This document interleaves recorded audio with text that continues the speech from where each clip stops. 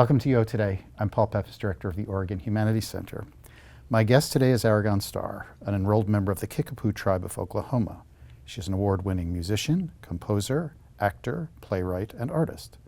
Starr created a radio comedy series, Super Indian, which was taped before a live audience and broadcast beginning in 2007. In 2011, Starr published the Super Indian online as a webcomic, and Super Indian Volume 1 was published in book form in 2012. Super Indian was part of a special exhibit at the Heard Museum in Phoenix, Arizona in 2015 that featured Native American superheroes. Super Indian was also included in the DOI Goes Pop exhibit at the Department of the Interior Museum in Washington, D.C., an exhibit at the Museum of the American Indian, and the Form and Concept Gallery, both in Santa Fe, New Mexico. Super Indian Volume 2 was published in 2015, and Volume 3 is arriving this coming month, right? Next month. These volumes are part of the educational curriculum in schools, colleges, and universities across the U.S. and Canada. Starr is also one of the founders of the Indigenous Narratives Collective, a group of Native American comic book writers and artists.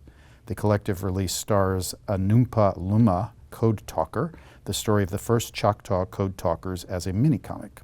The 12-page comic is part of a larger work, Tales of the Mighty Code Talkers, that Starr edited, and which also includes her contributions as a writer, artist, colorist, and letterer. The anthology was named the best middle grade book by the American Indian Library Association. Arigon Starr gave the final talk in this year's Indigenous Comics Speaker series on April 22nd, 2024, hosted by the Native American and Indigenous Studies program and the Comics and Cartoon Studies program at the University of Oregon. Thank you so much for coming on the show. It's great to have you with us. I am so thrilled to be here. It's like a pleasure and a privilege. So first of all, tell us about your background and how you developed like the most amazing array of creative pursuits. I mean, what don't you do? Well, I'm not a good dancer, but I don't know, that's subjective. I think what happened is that my parents, my father was a Navy veteran, my mom was civil service, EEO, also really big into her Southern Baptist Church as a choir director and just of service. And then me and my sister were best friends. So we had to do something. So you just said do everything? Exactly. Yeah, Mom and Dad were like, whatever you guys need. You know, we don't have a lot of money, but we can get construction paper, we can get pens, pads, paints, whatever you guys want to do. Piano lessons. You want to be on stage? Okay, sure, go for it. Back then, they had those programs in schools. I don't know that they have them anymore, but where you could do and try. So yeah, I did, and I tried. So among your many talents, you are a musician. Yes. So let's talk a little bit about the music you compose and perform, because it's incredible, wonderful, fascinating. So say a little bit about how you approach that part of what you do. Well, Paul, like I talked about, in the lecture, I'm a storyteller. Yeah. And I was kind of thinking about that this morning because the song that came to my head was this one called Junior Fry Bread. And again, this always goes back to family and, how we joke and laugh with each other. And my mother tried to teach me how to make fry bread, and I don't know if your audience, hopefully they are familiar with what that is. It is a puffy fried dough commodity treat. And Mom had the dough, and she said, okay, just do it, and to make the ball, put them in. And of course, when I made them, they were way too small. I don't know why I was thinking they were going to expand in the skillet, but they did not. So when I pulled them out and showed them to my sister, she looked at me, she said, what are those junior fry breads? And I was like, wait, hold that thought. I can't make any more fry breads. I ran to my room and 20 minutes, boom, it was done. And that story of Junior Fry Bread is a fun, comical kind of folky rock song about a gentleman who has to try every fry bread stand at every powwow, and he makes notes, and he's a connoisseur. So that's what I kind of like to write about, is like things that just come up in the moment, but also incorporate a little bit of history and stories from other folks. Yeah. So yeah, that's how that all came to be. So you're also the playwright, composer, and a performer in the musical The Red Road, and you wrote and performed 2 original plays in red ink, a compilation of contemporary Native stories produced by the Mixed Blood Theater in Minneapolis. So tell us about your work in the theater. Okay, again, it all goes back to storytelling, and I'm going to tell, everyone will know this by the time they see this, is that, okay, so here I am with songs like Junior Fry Bread, or I wrote a song based on one of the Star Trek episodes about Edith Keeler, which was a Harlan Ellison, like one of the best with Joan Collins, and, City on the Edge of Forever. City on the Edge of Forever, which I could not, I'll never forget Spock turning to Kirk and going, Edith Keeler must die. And that was, and it sounds like an Irish drinking song the way I did it. So, so that, people knew me for that in Los Angeles because I did performances there. I toured around the country. And there was a woman at Native Voices at the Autry who knew about me from my, work as a musician and a songwriter. And she said, I think, okay, this is what I like about what you do, Arigon. What I like is that you connect with the audience. Whoever is in the audience, they feel friendly and at ease, and that's the kind of person we need on stage at the Autry, because at that time there's always been Native actors, but usually they hire because you gotta look, which they still do.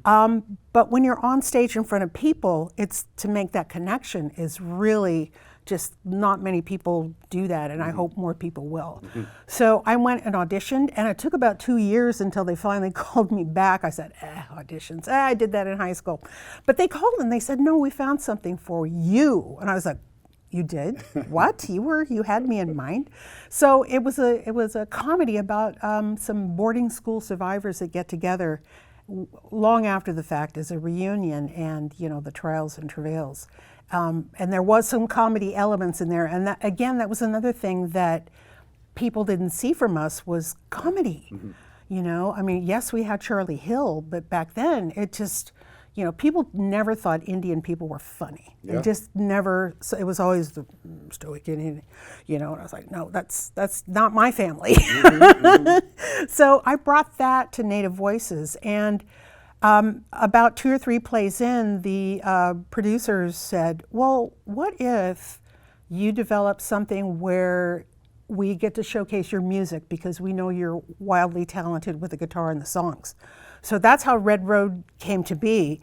And because I am just doing it all, I said, okay, what if there's 11 different characters and it's set in a fictional diner in Sapulpa, Oklahoma, where a country star comes to film her 10th anniversary special, and everybody comes along, all the crazies and the wackos and the down home everybody, and then there's a tornado, and it's just like, oh yeah, Oklahoma. But it had music and everything, and it was just so much fun to do. So in 2017, you held a Tulsa Artist Fellowship sponsored by the George Kaiser Family Foundation. During that fellowship, you wrote another play, Round Dance. Oh, yes, tell us about that. What's that show about? Okay, Round Dance came to mind from stories from family, talking about Los Angeles. And there were many of my, relatives, aunts, uncles, who came out during the relocation program, but some even before, to work in the aerospace, and the manufacturing industries. So they were in town and knew nobody. Who do we know? What? These people, Indians always find each other. It never fails. So, those folks came together, they had interesting experiences, and not mainly positive. This was always what I'd heard from my people. That we went and we found each other, we lived, we grew up, we got jobs, we had careers, and some of us went back, some of us stayed here. But what I was seeing in the media, and this was like a special screening at UCLA once of The Exiles, and a lot of people have seen it and think that that's all that happened, that it was just like, they got dropped off and it was, calamity after calamity. That movie was shot beautifully, and it's wonderful to see that noir, essence of LA back in the 50s, but that wasn't the whole story. And I thought, I like that the movie's gaining traction and people are talking about it, but I don't like the negative bent of it. So I decided to write something that was positive. And again, family friends said, hey, back in the 20s, our family moved from Claremore, Oklahoma to LA and ran a gas station. And I was like, what? Tell me more about this. So that's how I built the characters. That's the situation of a family from Okmulgee, Oklahoma moves to LA and they work at a gas station. And it's, one crazy night where all kind of heck breaks loose. So let's talk about Super Indian. So first, what led to your creation of the radio show? Native Voices at the Autry. They put out a call for scripts. They said, we are going to take part in an audio theater festival in West Plains, Missouri. And we are putting the call out to Native radio professionals and also our theater artists because we need stories. We need scripts, we need actors.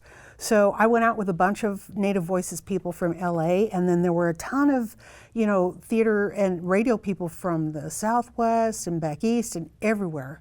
So the script came from a silly incident because I was on a train with the producers from Native Voices and Drew Hayden Taylor, who's a playwright up in Canada, and we were just spitballing and laughing and I said, well, you know what I've always wanted to do is see a Native superhero, because all of the superheroes that I've seen are not written by us or drawn by us, not conceived, and don't look or sound anything like real Native people. So I said, yeah, well, Super Indian. And we just laughed, and I kind of put that away. But when that call for scripts came out, I said, audio theater. Oh, we don't need a big budget for that. You just need the sound effects guy. And so that was a whole journey of creating the character. It's like, how did he get his superpowers? Oh, he ate tainted commodity cheese, because that's what happens, right? So did his friend's dog, right? The dog ate the cheese, and then of course his evil nemesis, Derek Thunder, ate the cheese as well. So, again, community-based. Family surrounding this kid. He's not a loner. He's not, walking, he doesn't have any of that. He's got his people, but he has superpowers. So how is he going to deal? So what led you to shift from the radio to a comic? Well, again, necessity, in that I was in love with these characters and this world, and the radio series came to an end, and I was like, oh, what am I going to do with this? I want to go forward with this. And I said, well, time to dust off your pens and your all that and figure out how to do it for real. So I went to many a Comic-Con. Oh my gosh, I went to as many as I could, and small press expos, and educated myself. Because I said, there's got to be a way to do this. And by that time, there was Photoshop, all of that, digital publishing, webcomics. The world was just exploding with all of this fantastic, creative outlets. And it was just take your time and do what you need to do. And then I started the webcomic in 2011. And from that, finally had enough material to put a book together. So tell us a little bit about the characters. Okay, so Super Indian is Hubert Logan, who works as a janitor at the bingo hall. His trusty sidekick, General Bear, who becomes Mega Bear when he's in his outfit. Kind of a sweet kid, no special powers, but he has an affinity with animals, and he can kind of deal and talk with them. And then the other one is, of course, Diogi. That's spelled D-I-O-G-I. Diogi, sound it out. Is the dog that has eaten the cheese and has become interested in string theory and physics and has a library card. And he does communicate with Super Indian through telepathy. And then there's, his mom and dad. He's got his grandmother teaching him traditional. He's got his uncle that works at the radio station. And Hubert works as a janitor at the bingo hall. And trouble just seems to come his way. Talk about the nemesis. Oh man, okay, so the overall nemesis is Wampum Bags. Wampum used to be a teacher at the school and kind of discovered that the kids were not interested in their culture. They were not interested in their ways. And so he studied with Hubert's grandmother and learned everything and tucked it away. When there was this wampum belt revealed that had magical powers, he's like, that's mine. I earned it.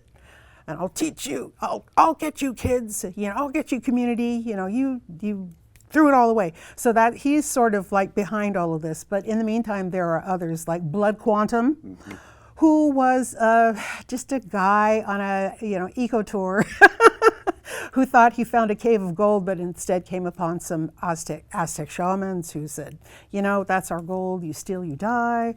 We're going to curse you to become what you hate, Indians. Because he grew up in Albuquerque and he was surrounded by them and just was holding on to that Spaniard part of himself and just really was not connecting with community. So he has to bite other full-bloods in order to become a full-blood. So it's clear that comedy is part of most everything you do. Yes. And you started to explain why. So say why comedy is so important to your work. I need people outside of our community to see that we are well-rounded, full functioning, living people, and humor is always high at the top, always. Every place I have been in my life as a Native person, we're the loudest table. We have to sit in the back because we are just having too much fun, and I never see that reflected in movies or anything, books, hardly about us. And I thought, something wrong here. So that's why that is there. And I feel as an artist, it's easier for me to live with that lightness and that comedy, even though it has a very, there's some deep, dig underneath the layers. But I like to be in that space rather than the, and then they all died. Not my scene. Let somebody else do it. So tell us about your work on the Tales of the Mighty Code Talkers anthology. Oh, yes. Okay, so once I had established Super Indian and this whole comic thing, and people knew about this, I met other creators, which I was like, yay, I'm not the only one. I knew I wasn't the only one. And I roped these guys into working with me, and I said, why don't we make an anthology of stories about, again, a group of people that the outside world, the Navajo Code Talkers. And there were way more other tribes involved in this program. And it went before World War II. So again, untold stories. And even untold stories to me, because I started doing research and I found a story about Choctaw Code Talkers from the World War I. I said, wait a minute, how come people don't know this? How come I don't know this? And so that's where that whole business came to be and got everybody together with those stories. You've also illustrated a children's book, Contenders, Two Native Americans, One World Series, written by Cherokee author Tracy Sorrell and published in 2023. So tell us about that project. Well, man, that was, so sweet. Okay, so Tracy Sorrell is Cherokee, of course, like you said, and she loves baseball like I love baseball.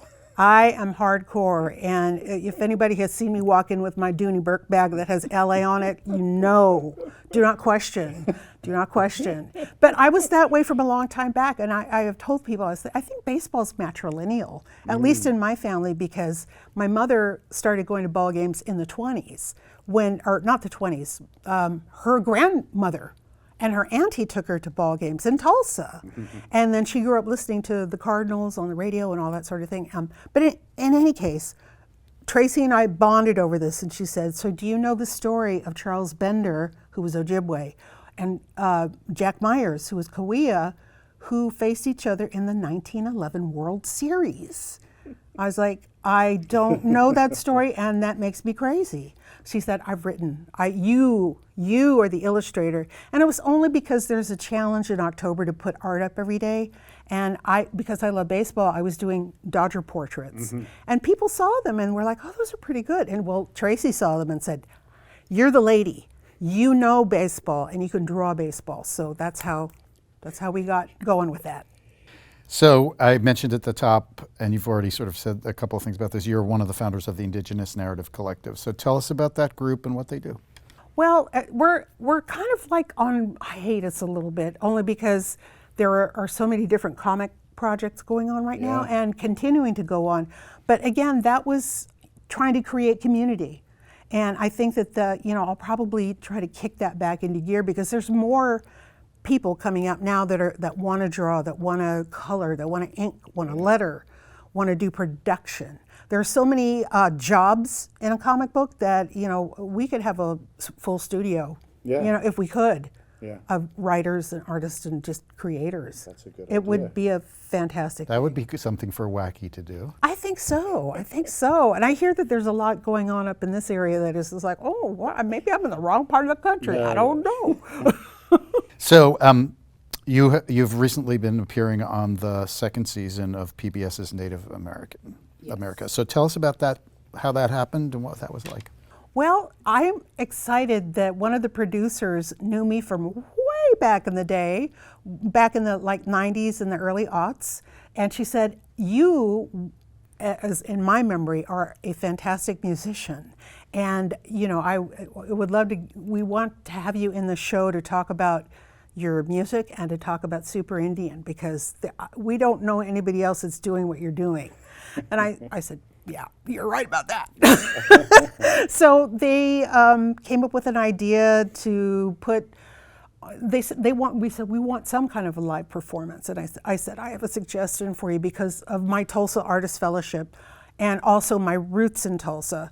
I said, what if we went to the church studios that was made famous by Leon Russell, who again was like, I love that guy.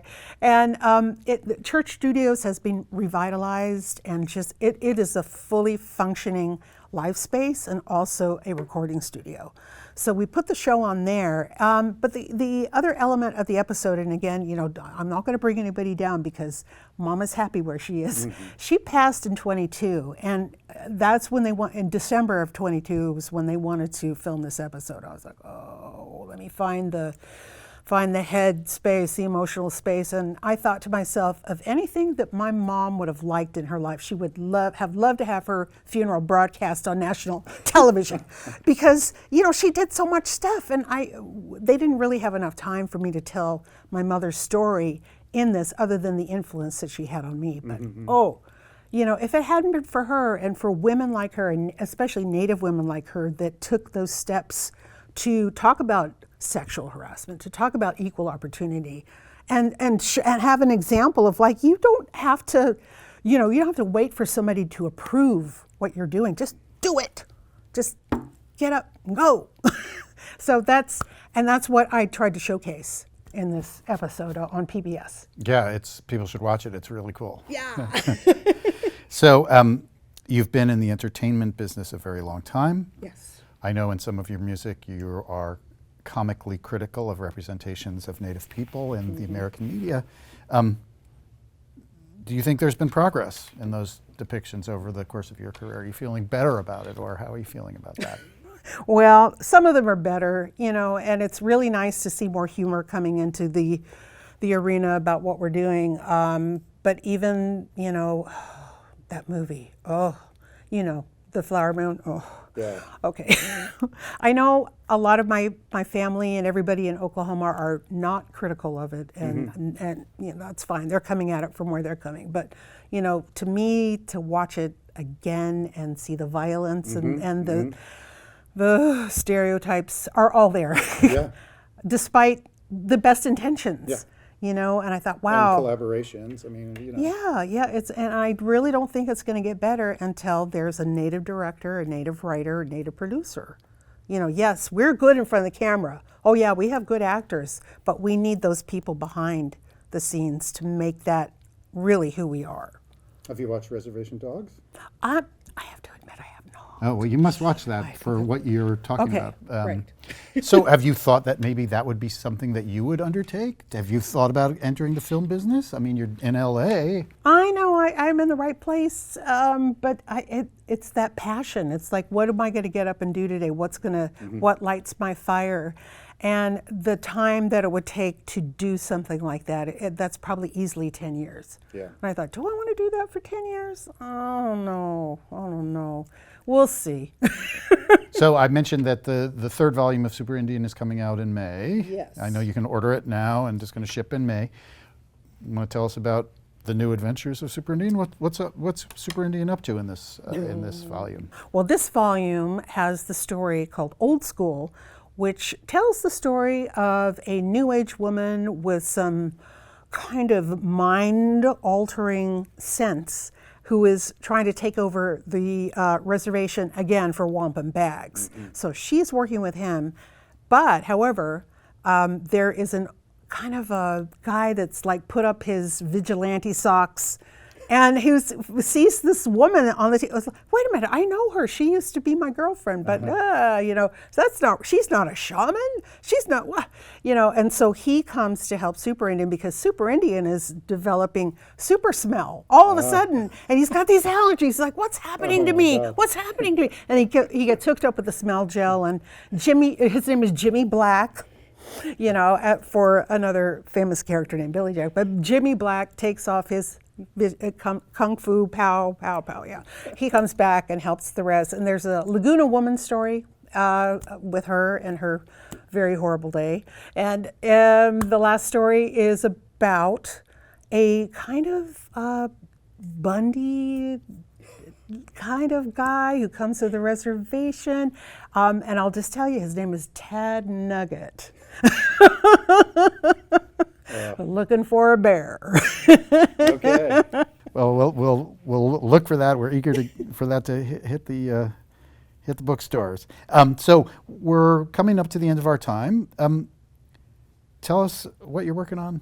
Something that you're working on now. What's your newest project? I'm so excited. Okay, so meanwhile, back at Round Dance about government relocation, again, another story that needs to be explored. And again, the format of Tales of the Mighty Code Talkers, little anthology stories grouped into a bigger volume. Comics. Yes, and plays, because I am working on a century cycle like Mr. August Wilson. So I've got like 4 out of the rest, so I got to keep going. Yeah. Yeah. Okay, good. I got work to do. All right. I'm busy, Paul, busy. So it's been such a pleasure talking to you. Thank you so much for joining us today. Thank you for coming to the University of Oregon. We're looking forward to your talk this afternoon, and I know that you're spending a lot of time going to classes, meeting with our native students and our faculty, and just great to have you. Thanks so much for coming. You're very, very welcome. I hope I can come back sometime. Oh, I bet you do. I've been speaking with Arigon Starr, an enrolled member of the Kickapoo Tribe of Oklahoma. She is a musician, composer, actor, playwright, artist, and the creator of the comic Super Indian.